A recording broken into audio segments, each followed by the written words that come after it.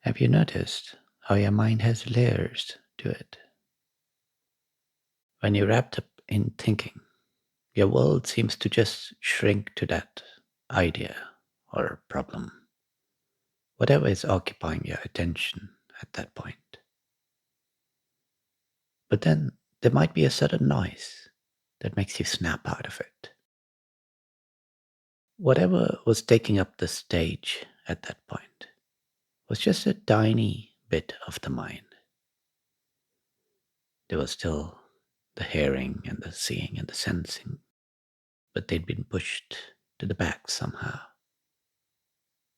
So when you're lost in the turmoil of the mind, when there seems no way out, whatever is gripping you in that moment, that's just one tiny bit of the mind. The mind itself is so much more. When you turn attention inwards upon the mind itself, you start to see the layers of the onion. It's all one mind, of course, but there are layers to it. I will describe the mind in terms of three levels that become clear as you go deeper and deeper into self inquiry. There's the absolutely real level, the relatively real, and the entirely conceptual and imaginary. Most human lives are being lived from the entirely imaginary and conceptual level, where much of the day is spent lost in thinking, imagining scenarios, vaguely remembering events, and then worrying and getting anxious or depressed or angry and so on. Animals perhaps live more on the second level. Or if you think back to your childhood, you may notice this as well. This is the level focused on sensory experiences, the raw perceptions, without the labels and the words or concepts, the colors, the shapes, taste, smell, sound, the feelings. Take a dog out for a walk and it gets so excited. It's not spending its time thinking. It's just focused on the smells, the sounds. If you've been to a music concert and lost yourself in it, again, what we're doing is going from that thinking and conceptual level of the mind to being focused in the perceptions, trying to be in the present moment is not just something meditators do. Everyone does it instinctively when the mind gets unbearable. When you're having a chocolate or you turn on the music, what it is doing is taking you from the conceptual layer of the mind to the layer of perceptions, the layer of direct experience. And when you go on a vacation, what has changed? You just pull back from the thinking because of what's in front of you. This stunning scene in front of you, where imagination is clearly secondary and unnecessary. Now, it should be starting to dawn on you that the direction where peace and happiness comes from is directly away from the conceptual and imaginary layer of the mind, in which you spend too much of your time. Now, we've discussed two levels, and they're not entirely separate, as we said. It is all one mind, of course. And there's a feedback loops between the two levels. The perceptions may lead to thinking, and the thinking may affect your perceptions. But there is a third level, which is the bedrock, as solid as anything, the absolute level. And this is not conceptual nor really experiential. It is proven by the sense that I am here, I exist, I am conscious, aware. Look carefully. This knowledge does not reference anything on those other two levels. It's not referencing a specific thought or any of the perceptions. The Buddhist teaching of Anatta, of no self, that there are no separate subjects or self entities, are in reference to the other two levels. There's no self to be found there because the self is not conceptual nor something to be experienced. But try as they might, very few Buddhist monks ever get to the same understanding as the Buddhas and the Bodhisattvas. Because the negation only applies to the first two levels.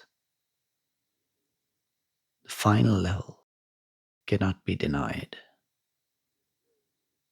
That is an undeniable affirmation. Clearly, you are not imaginary or just an object of perception. There is no you on those experiential levels.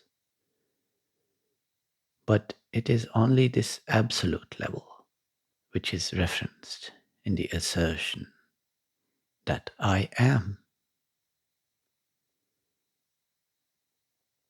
That is why the self cannot be negated, try as you might,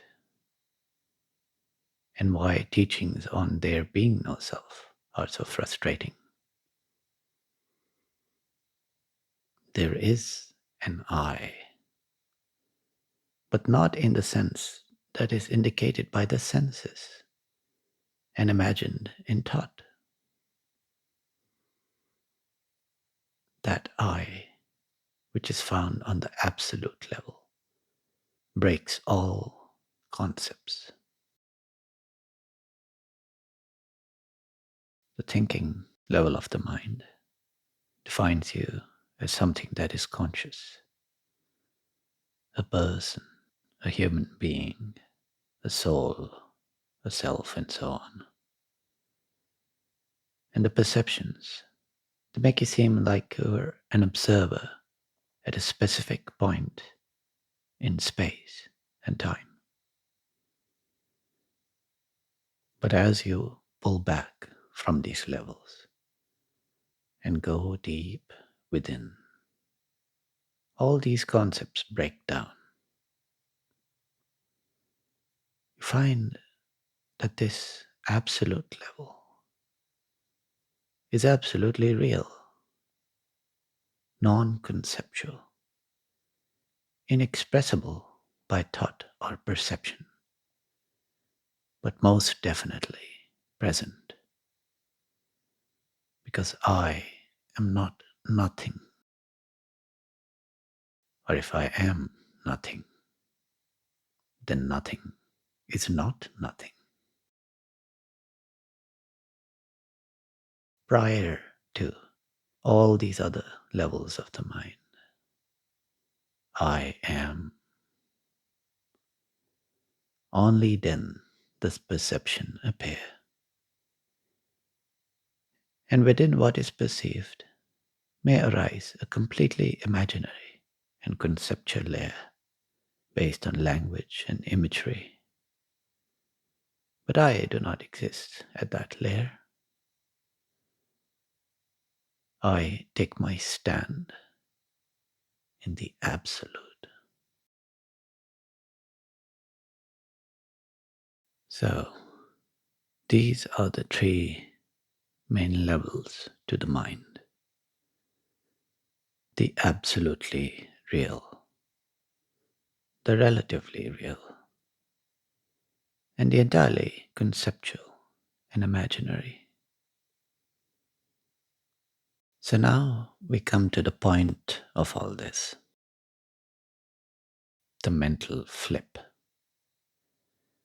where the level that you thought was closest to you, the first level, is seen to be the third, the most distant from reality.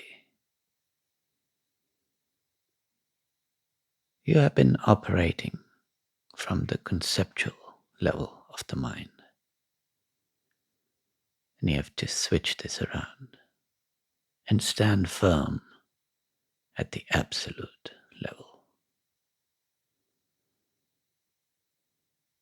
Now, there's one aspect of the mind that helps you do this because it intersects all the three layers, and that is feeling.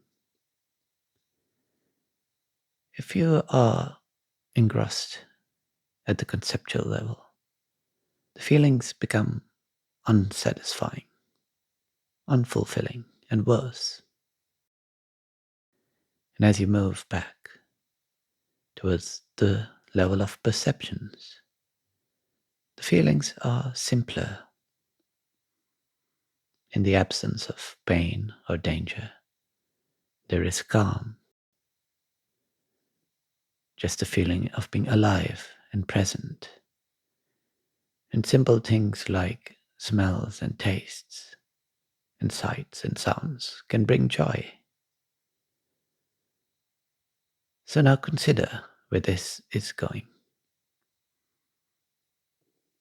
How does this spectrum work? As you move towards the absolute, you are moving towards your natural, peaceful state. The extremes are all found at the two layers we've discussed: the perceptions and the thinking. This is not the kind of spectrum with opposites on either end. There is a baseline. As the mind recedes and goes deeper within to the absolute level, there you find just peace. It kind of makes sense that it should be so, because the mind has a natural affinity for truth and order and life. And this is like finding the source of all that within yourself.